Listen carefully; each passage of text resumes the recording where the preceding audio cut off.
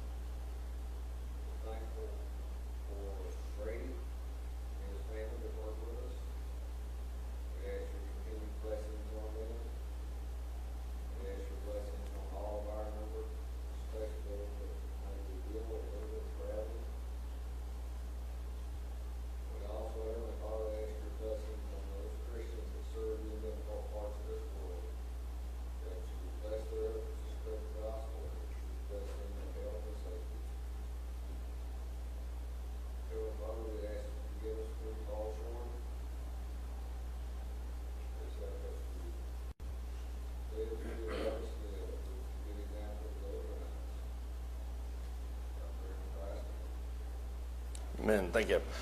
As I mentioned, we're going to be in Exodus 11 through 13. We are officially 10 chapters in. We're probably only maybe a third of the way, fourth of the way through the source material, but we're halfway through the quarter. And so this is a good place to kind of stop and do a little bit of a recap, which is how we're going to begin this morning. We'll just do kind of a brief summary of all the things we've discussed. These first 9 chapters are obviously very, very intense. The rest of it has much to do with the tabernacle and Levitical priesthood, that kind of thing. So the first thing we'll talk about is kind of Moses. I kind of make the statement, this is something that really came to me throughout the course of this study. Moses is becoming a little bit of a different type of deliverer. What type of deliverer did he want to be at the beginning of Exodus? When you look at him in chapters 2, because he wasn't in chapter 1, what kind of deliverer did he want to be?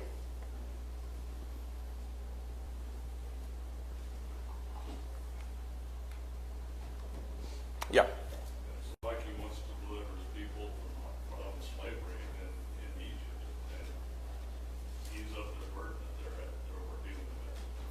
Yeah, it's kind of, we made the comment, I think a couple weeks ago, where Moses sees the same type of thing that God sees. God hears the outcry of his people. He responds appropriately. Moses, obviously, when he sees the outcry towards his people there in Exodus 2, he responds. He responds by killing the Egyptian, burying him in the sand. And then he comes back the next day, and what does he find with his companions, his brothers, as they're called? What does he find with them?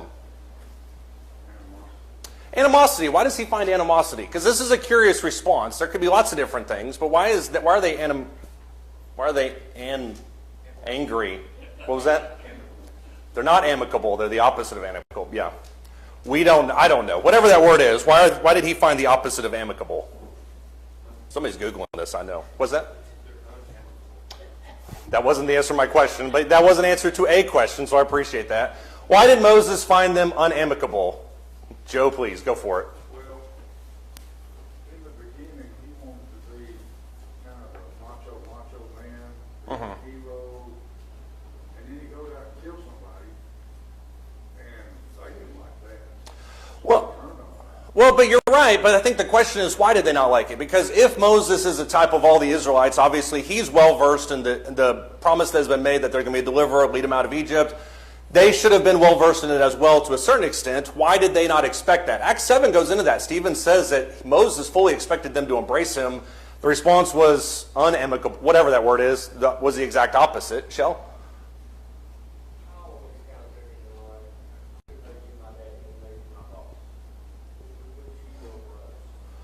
Yeah, so you're thinking maybe kind of an arrogance thing. Why are you my boss? I already have enough taskmasters. I don't need some rich boy from the royal household coming in and kind of telling me more things. That could be part of it. John? He was raised as an Egyptian. He was. In an Egyptian household. Right. And I mean, he was trained in all their ways and everything. So Yeah. they may not have looked at him. Yeah, that's actually...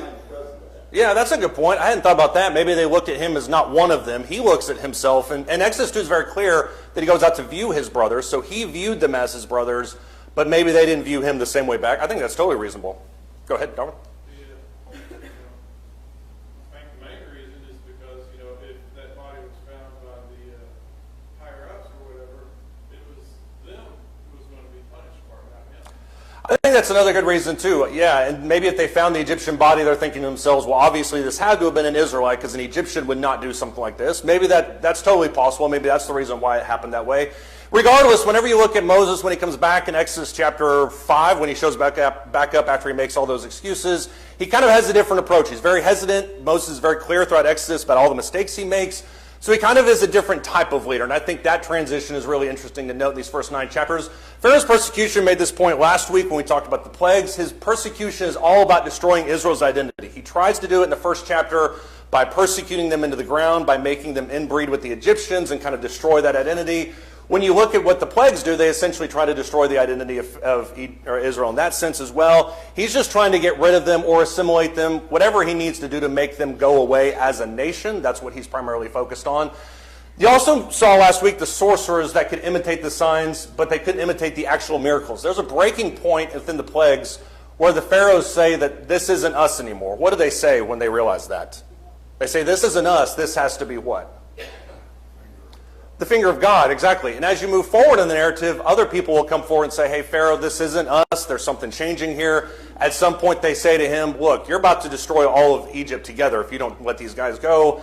Pharaoh seems to be the last kind of resistant moment to where he just doesn't want to let them go. And so even though all the evidence is kind of slapping him in the face, he's not going to give in to what he knows is reality. There's lots of parallels you can make with that with regular everyday life. But then this, to me, is the key point. Israel's not going to go unless they go under compulsion. What does that mean when he says they're not going to go unless under compulsion?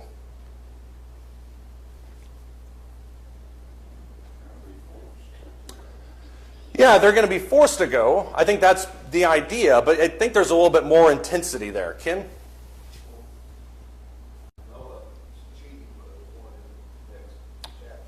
That's totally fine.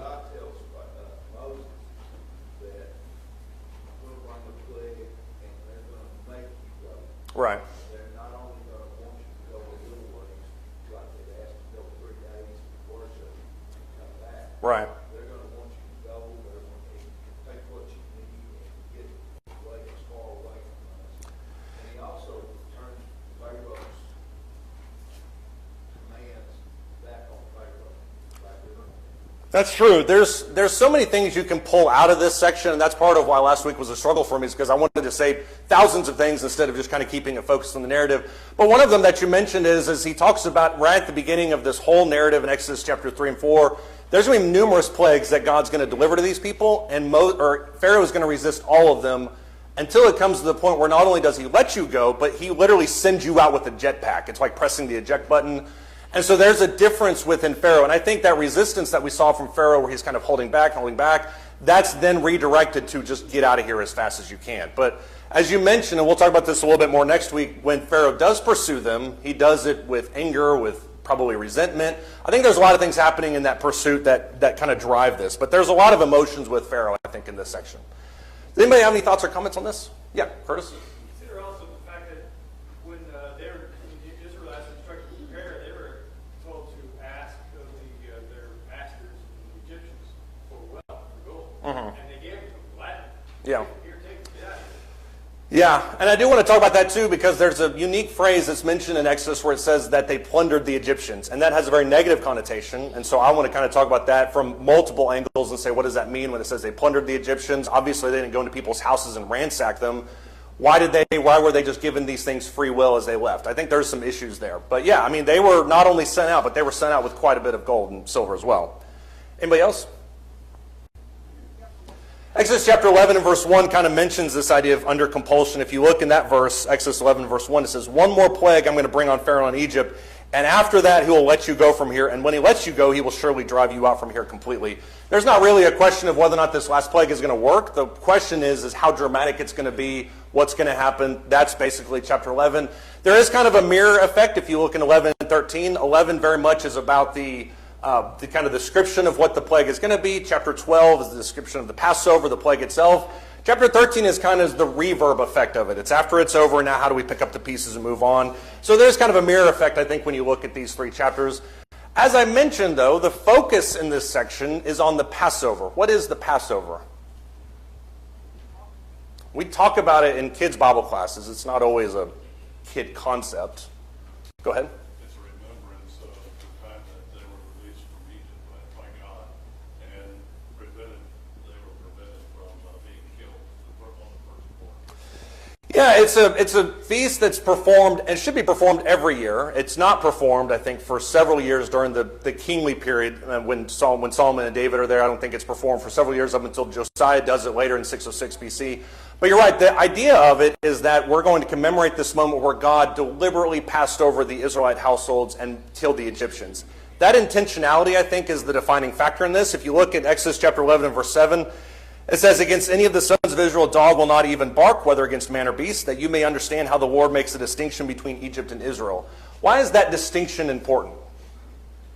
I don't know why, but the Ten Commandments movie with Charlton Heston where people are putting the blood and he's fighting them, he's trying to do it, and people are telling him not to. That's in my mind right now, so if I seem spacey, that's why. But why is that intentionality, that distinction so important?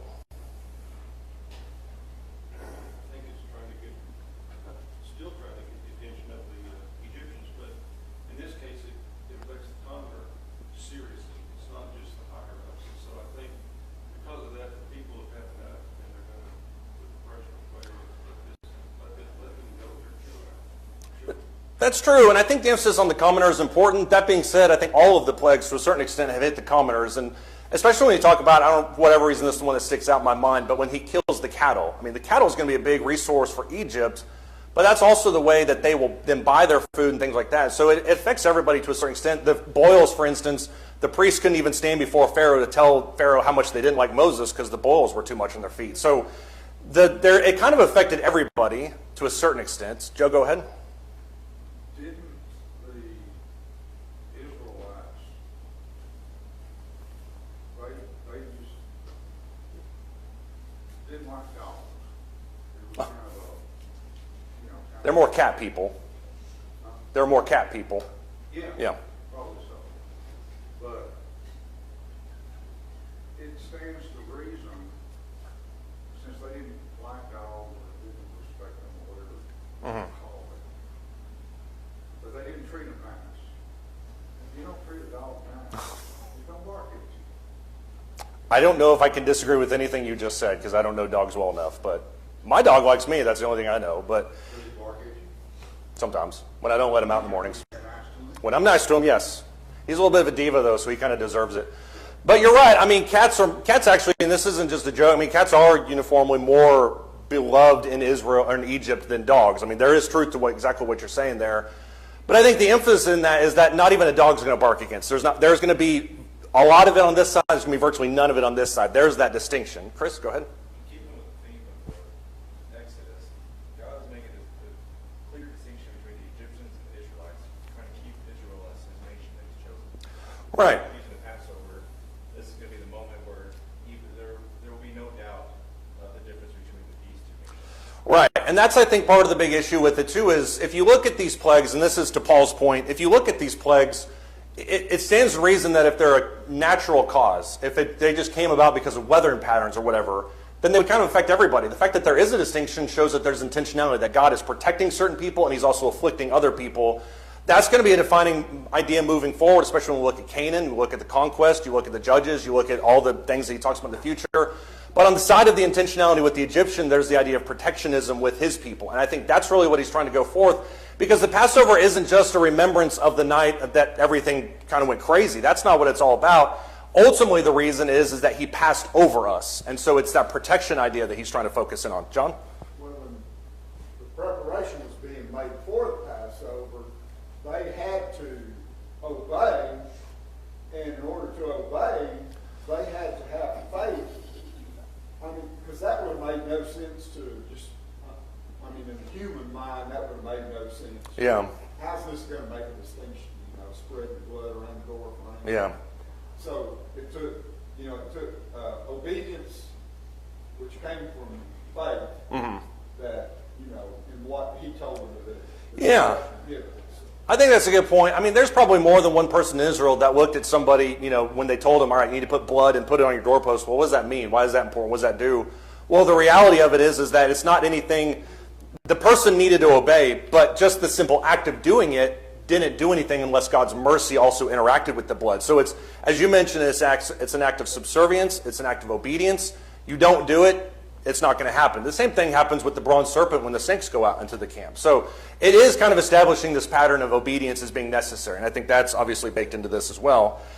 Yeah, Curtis, go ahead. I think more than that, since the Old Testament is the tutor to bring us to Christ, there are a lot of types in the Old Testament that focus on how God is going to save mankind. And this is a direct example that it is the blood of the Lamb that covers the household over which that they had placed this blood. Yeah. And so you look at how God saves from sin, the blood of the Lamb of God, Jesus Christ, that saves us from our sins, that excuses us from death that should come. Right.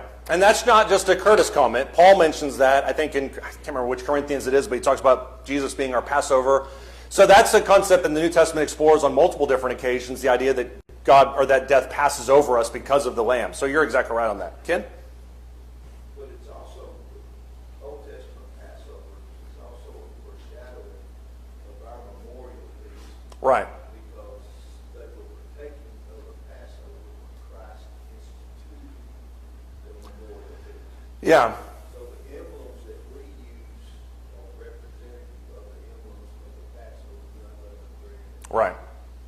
Yeah, and I don't think that's by accident that Jesus instituted the Lord's Supper on the night of the Passover. I think it's for the exact reason. And even though this isn't a Passover, and nobody would argue that this is our Passover, the concepts are still very similar in that we remember the night that Jesus gave his life, the Passover lamb, to pass over our sins.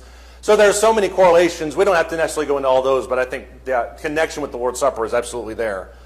There are several elements, I think, when you look at the way that Exodus chapter 12 constructs this, that he tends to point out. And Exodus 12 is very scattershot. He kind of talks about some things and then he goes off on a little bit of a tangent. There's some historical interludes baked into Exodus chapter 12. But essentially the Passover itself boils down to about 4 basic elements. You can probably add maybe one. You can take away one depending on your interpretation. The first and foremost, though, is the sacrificial lamb. This is where you get the blood for the Passover. Exodus chapter 12, starting verse 3. It says, "Speak to all the congregation of Israel, saying, on the 10th of this month, they are to each one take a lamb for themselves according to their father's household, a lamb for each household. Now, if the household is too small for a lamb," which keep in mind, this is a big Leviticus theme. If somebody's too poor, this is what you can do instead. "The household is too small for the lamb, then he and his neighbor nearest to his house are to take one according to the number of persons in them. According to what each man should eat, you are to divide the lamb. Your lamb shall be an unblemished male, a year old." This goes into that obedience that John was talking about. "You may take it from the sheep, or you may take it from the goats. You shall keep it until the 14th day of the same month. Then the whole assembly of the congregation of Israel is to kill it at twilight." That's not a vague notion. They're not looking at the weather reports. That's usually 6 p.m. is when it transitions into night. "Moreover, they shall take some of the blood, put it on the 2 doorposts and on the lintel of the houses in which they eat it. They shall eat the flesh that same night, roasted with fire, and they shall eat it with unleavened bread and bitter herbs. Do not eat any of it raw or boiled at all with water, but rather roasted with fire, both with its heads and its legs, along with its entrails." There's some shadows for what the sacrifices are going to be in Leviticus. "You shall not leave any of it over until morning." This goes back to verse 4. If you have too much or if you don't have enough, make sure you have just enough what you need for that one night. "You shall not leave any of it over until morning, but whatever is left of it until morning, you shall burn it with fire." What do you see? That's a lot of verses in that whole discussion about the sacrificial lamb, but what do you notice about that? What jumps out in that section?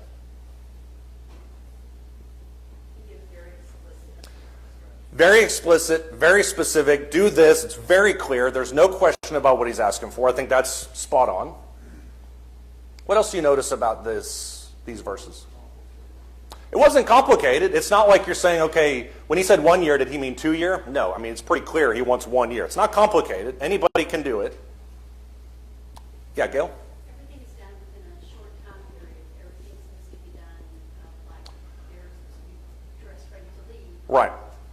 So there's this, I don't know, this, not urgency, there's this preparedness, readiness. Right.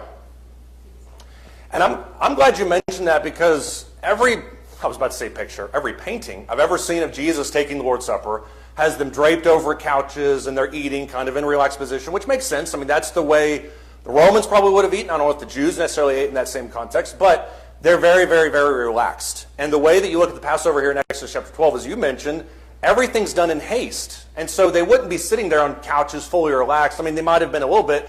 They would have had their shoes on and their staff in their hand. That's what you're going to see here in just a second. So the whole thing kind of speaks to the idea of expediency. We're eating this and then we're going. So I do think that's important to point out. I saw another hand back there in the middle. Or maybe I didn't. Okay. Okay. What else do you notice about these verses?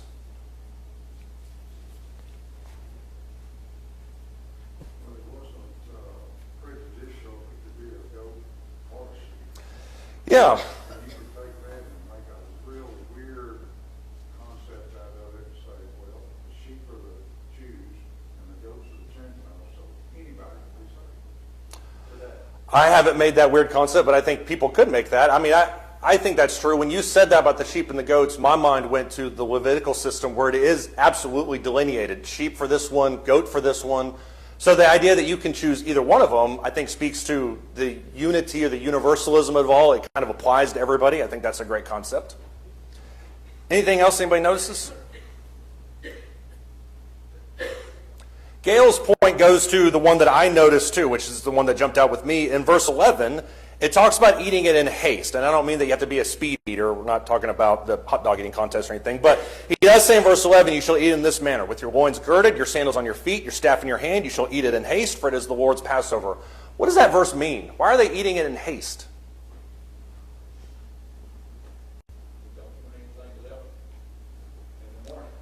Right, you don't want to eat anything left in the morning. That being said, if you cook it at 6 p.m. and the Passover moment, whenever the death of the firstborn happens at midnight, which is when all of them are jettisoned out of Egypt, you've still got 6 hours there roughly that you could eat. You could kind of enjoy it. Why else do you think he talks about eating it in haste, Ken? If it's unleavened bread or unleavened beans, bitters, it's not made to actually taste good. If you got a piece of meat, bread that doesn't have any taste and bitter herbs, it is meant to remind you of the things that you're being delivered from and what's delivering you from. Yeah, I don't know if the design was to make it not taste good, although I can certainly see that. I mean, I like crackers. You know, we all like our steaks medium rare, so maybe if they were Texans, they would have loved it. But I think the point that he's talking about there is the haste aspect of it. But you're still right in that the overall design of it was to remember the Passover itself. And so I do agree with you on that general point. I think that's exactly right. What else does he? Yeah, John? Well, I think a lot of it is they were getting ready to, I mean, this was the plague. This was what was going to cause Pharaoh to get them out of there. Right. So they had to be ready to leave. Exactly. And when that moment happened, when midnight hits, and this is kind of what I was getting at, when midnight hits, they're gone. And so if you have faith that God is going to strike at midnight, then you're going to eat it in haste. It's kind of an example of your faith. If you think the plague is not going to come and you're just kind of going through the motions, you're probably not going to eat it very fast. Because why would you? Because you don't think anything's happening. So I think the in haste aspect is a little bit of an element of faith. I believe that something's going to happen at midnight, and I need to eat it with that kind of mindset. Curtis and then Jeff. Also consider their instruction to have their clothes ready to travel. They have Right. shoes on, they have their staff, walking staff, they're ready to go.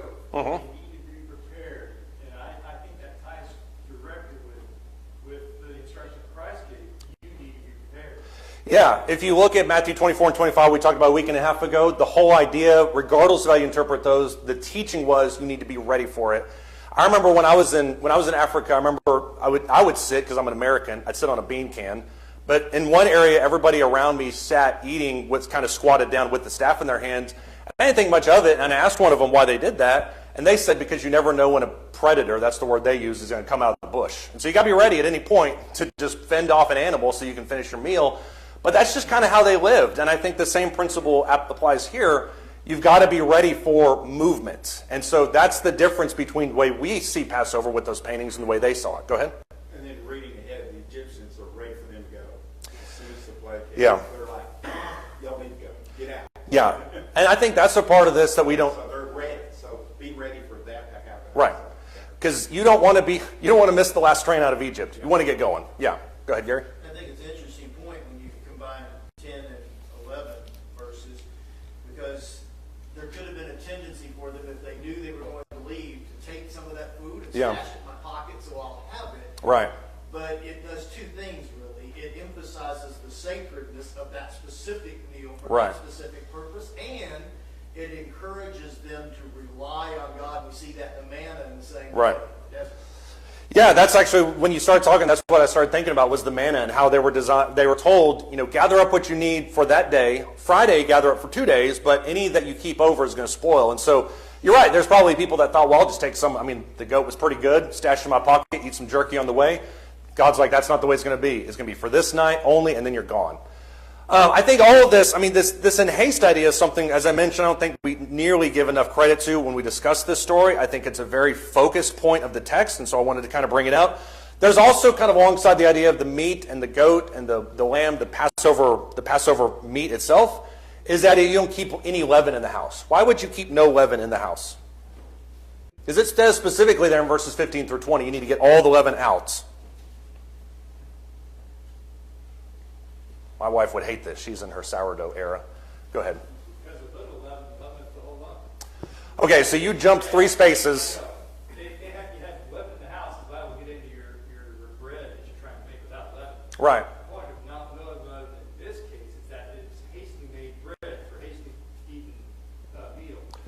But when you look at a lot of references to the leaven, references sin, and particularly the Passover. Right, and that's the follow-up question I wanted to ask after this, which is what you mentioned.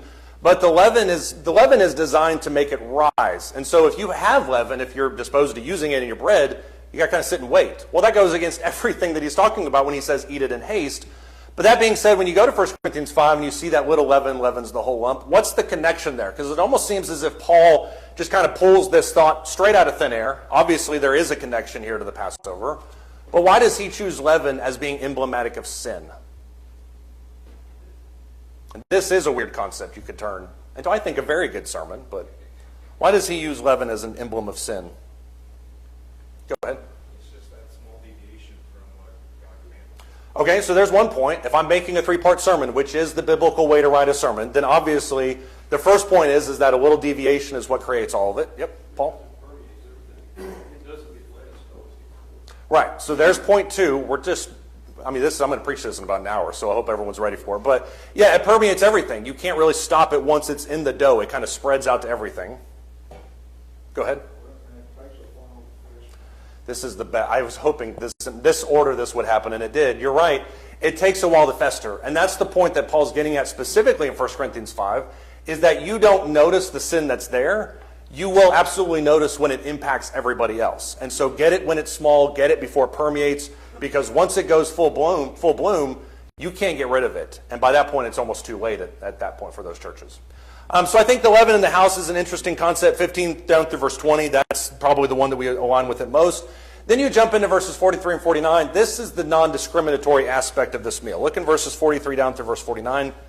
The Lord said to Moses and Aaron, this is the ordinance of the Passover. No foreigner is to eat of it. That's a very important phrase because he qualifies that immediately after that. Verse 44, every man's slave that's purchased with money after you've circumcised him, then he may eat of it. He's not a foreigner anymore. A sojourner, verse 45, or a hired servant shall not eat of it. It is to be eaten in a single house. You are not to bring forth any of the flesh outside the house, nor are you to break any bone of it. All the congregation of Israel are to celebrate this. If a stranger sojourns with you and celebrates the Passover of the Lord, let all his males be circumcised. Then let him come near to celebrate it. He shall be like a native of the land, but no uncircumcised person may eat of it. There's the sign of the covenant. The same law, verse 49, shall apply to the native as to the stranger who sojourns among you. Why does he make all these distinctions here? Why is this section even important? Because keep in mind, they would not celebrate the Passover for a few centuries because of their own lapse in judgment. But why does he include people like this and disclude other people? To keep the congregation pure. Okay, to keep the congregation pure. I agree with that 100%. Go ahead. Well, the Israelites have been integrated with the Jewish culture for years. Right. At some point, they're going to be mingling around with them and God trying to make a distinction between these two nations. That's They're wanting to be part of Passover. Well, there's a contingency. right. And there is a note, and I don't know if it's in this section or if it's in the next, I think it's at the end of 13, where it mentions that a great multitude went out with Israel. And so Israel went out, certainly, but there were hangers-on that went with them, probably because they realized the plague and they wanted to worship God. And so I think that's a part of it too. There needs to be the distinction between Israel and the others that are with them. Why else is this section there? Go ahead. Well, I know this may be beyond the Old Testament, but it gives us an example. God wants us to do exactly what he says. So therefore, it comes to us even today. Right. That we must do what he says. You'll get no argument from me on that. And I think that absolutely is in there where he says, this is the way it is. These are only the people that can take it. And that's very much a parallel with something like Levitical priesthood. People that try to offer sacrifices and are not priests, well, they're breaking the covenant. They're breaking the law. You saw the punishment that comes on that. So I do think that's a part of that. But think about this too. He mentions very explicitly there in verses 44, 45, 46, that if they come, they have to be circumcised and then they can eat of it. Why is that little note put in there? That clause, if you will. Curtis? I think it goes back to the original intention of circumcision between people. It was a token for Abraham that he would be recognized as having a covenant relationship with God. And so all of his offspring, all the male offspring, of course, were circumcised to represent that. And that in this case, that even the servants were to be circumcised to represent that those with the covenant relationship with God would have the privilege of eating this meal and being saved from the plague. That's true too. I mean, when he talks about a household, he's very much talking about people that are there, they're in close proximity. Privilege is a good word to use for it. You want to be a part of this community. I think what I'm looking at, at least when I see this, is the idea that anybody that wants to become a Jew can theoretically become a part of this group if they want to.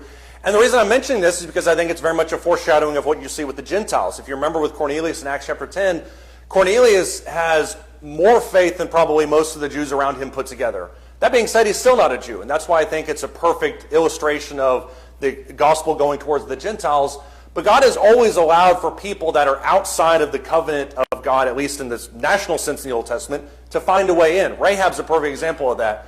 I was about to say Esther. It's not Esther at all. It's somebody totally different. Ruth is who I'm thinking of in regards to that. There are people that have found their way in. When you look at Leviticus, when you look at Numbers, there are mentions in the law, if you want to become a Jew, you have to wait several generations after you marry in.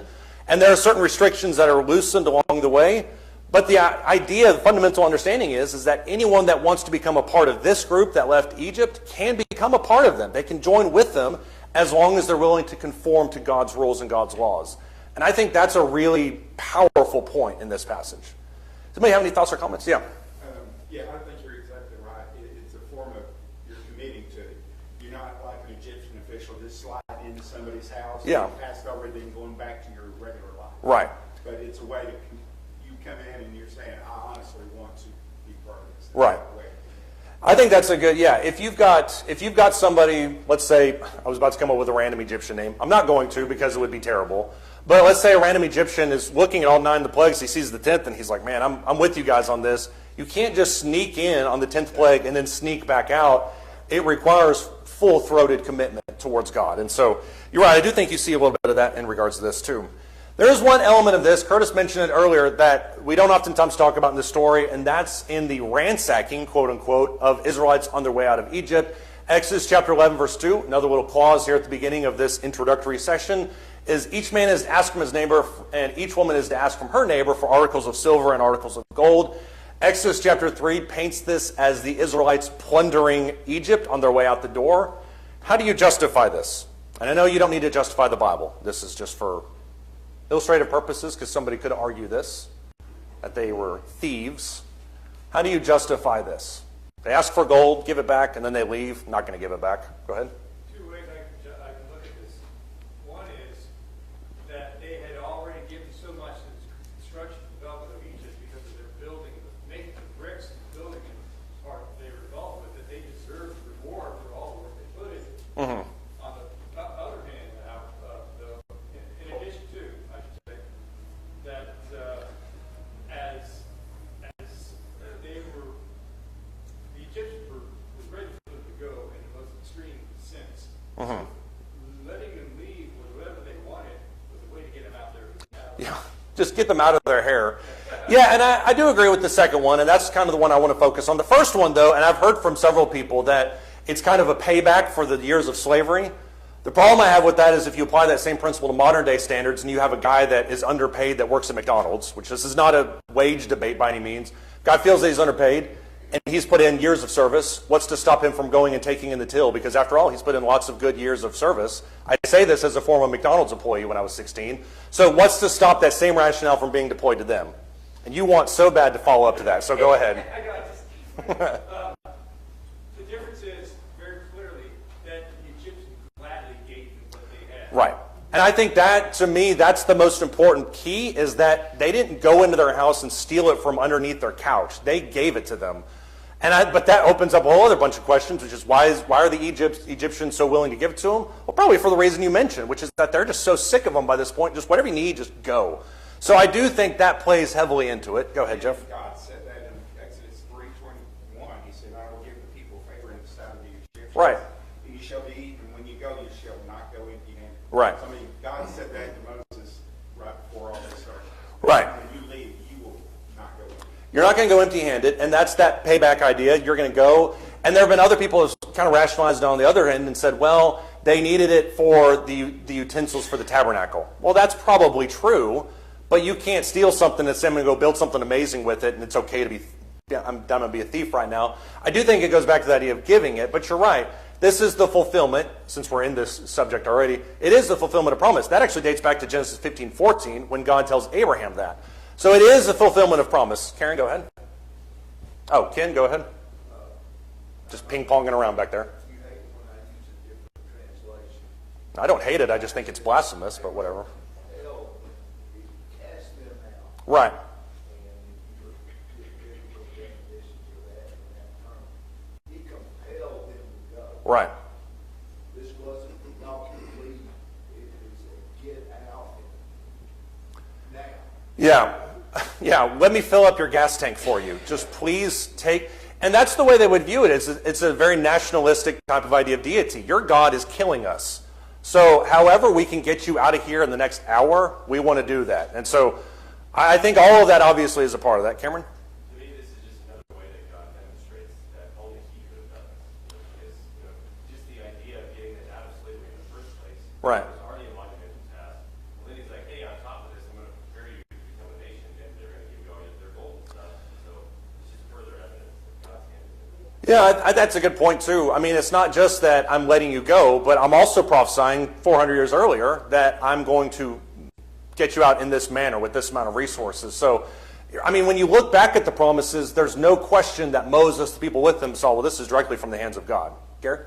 It's also interesting, too, that this wasn't Pharaoh doing this. This was the Egyptians. So Pharaoh went from looking like deity to his people Right. to look what you brought on us. So Right. from God's perspective, this isn't just he showed this against Pharaoh and won Pharaoh's heart maybe over, but the people of Egypt as well. Yeah, man, I mentioned this last week. I would have loved to have had a sequel to Exodus from an Egyptian standpoint. I mean, what did they think when people just leave and they're left with what's left in Egypt? I mean, it's just nothing there afterwards. And yeah, I mean, there is, and there are markers, if you look in Egyptian history, there are markers where it seems like the nature of their understanding of Pharaoh changed pretty dramatically. You wonder if some of these moments were influential in that. Maybe those were the moments. I mean, you can speculate on all you want, but you're right. The relationship changes pretty fundamentally. There are some other things. Go ahead, Joe. And also ask yourself, had they not given them the gold, would they have been able to build a golden calf? I don't know, but I'm not going to let them off the hook that easy. I think that they would have found something. I think Aaron would have found some way to appease them regardless. So is God's allowance of this, did it become a snare for them later? I don't think so. I think they would have found some other way to do it. I don't know if that was a joke question or not, but I answered it just as honestly as I could, because it is a good question. I think it's worth reasoning as well. There are other people that speculated that this is all about the resources of the tabernacle. If you look at how Exodus later, it adds up very specifically how much the tabernacle costs. Modern day valuations place that around $120 million. This isn't something you can take on the ATM on the way out of town. This is something you absolutely need to get from people. So maybe this was a part of that whole discussion. I think what Curtis hit on a little bit earlier, though, not only with the idea that they asked for it, but the esteemed is a subtext in this as well, which is all over this narrative. If you look in Exodus chapter 12, starting verse 35, it says, the sons of Israel had done according to the word of Moses, for they had requested from the Egyptians articles of silver, articles of gold, and articles of clothing, and the Lord had given the people favor in the sight of the Egyptians, so that they let them have the request, thus they plundered the Egyptians. This does not mean that the Egyptians liked the Israelites. That's not what it necessarily means. It means that they elevated them to a position that was higher than where they had to have been. So are they giving it in terms of a token, kind of a tribute? Possibly. But they don't have an issue giving it to them because there is that idea of them being esteemed. Yeah, go ahead. What's that?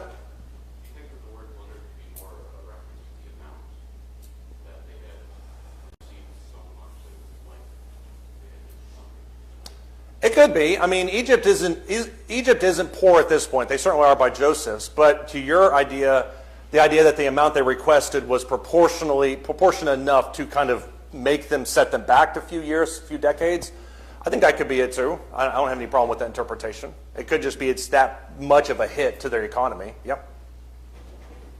Yeah, go ahead. Yeah, and all of this, to me, the overarching theme, if you will, is that God would be glorified. So he said Right. on many occasions, the plagues that would take place, everything that would happen here would make it evident that he was in complete control. He would be glorified. It was only by him and his power that all this could happen. Right. Yeah, and that's a hard pill for a lot of people to swallow when they look at this. And we'll talk about some of that difficulty during the lesson this morning, but there are some people that look at this and they'll say, well, I'm not going to agree to that because this makes me not want to love God. This moment makes me hate him even more. Even if I do see how great he is, I just don't love what he did here. So I think there are questions that come around that. We'll talk about that a little bit this morning. But you're right. The whole point of it was to elevate God as being higher than anything else on earth. No question there. When you get to the actual day, there's a phrase that's used here when it says that there was a great cry. It's very similar to what's mentioned in Exodus chapter 1 when it says that when the Israelite boy babies died, there was a great cry in Israel. So there is a little bit of synergy in regards to that. If you look at Exodus chapter 12, starting in verse 29, this day is laid out very succinctly. There's no kind of fluff involved. It is what it is. Verse 29, it says, it came about at midnight that the Lord struck all the firstborn in the land of Egypt, from the firstborn of Pharaoh who sat on his throne to the firstborn of the captive who was in the dungeon, and all the firstborn of cattle. Pharaoh arose in the night, he and all his servants and all the Egyptians, and there was a great cry in Egypt, for there was no home where there was not someone dead. I just can't even imagine that. Verse 31, then he called for Moses and Aaron at night, and said, rise up, get out from among my people, both you and the sons of Israel, and go worship the Lord as you have said. Take both your flocks and your herds, and as you have said, go and bless me also. This seems like a standard get out of town message until he mentions at the end, bless me also. Why does Pharaoh tag that onto the end?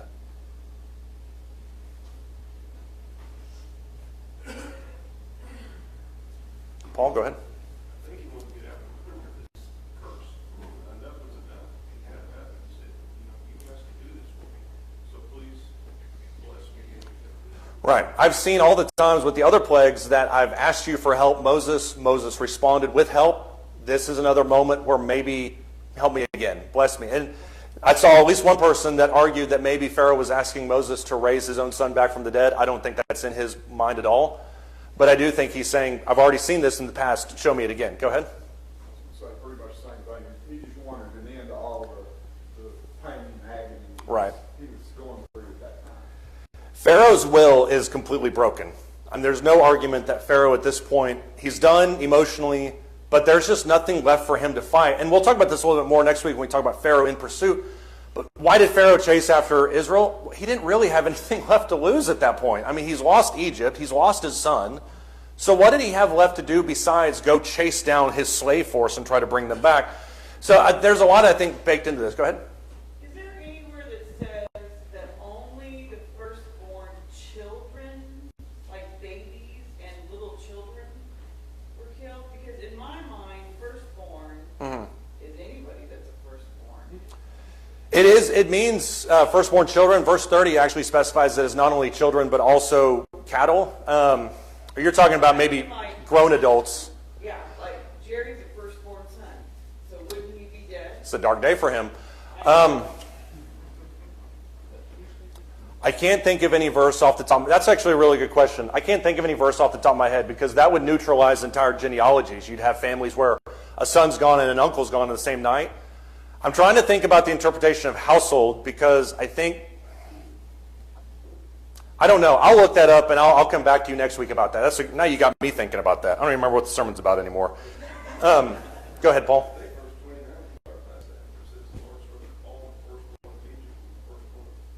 Mm-hmm.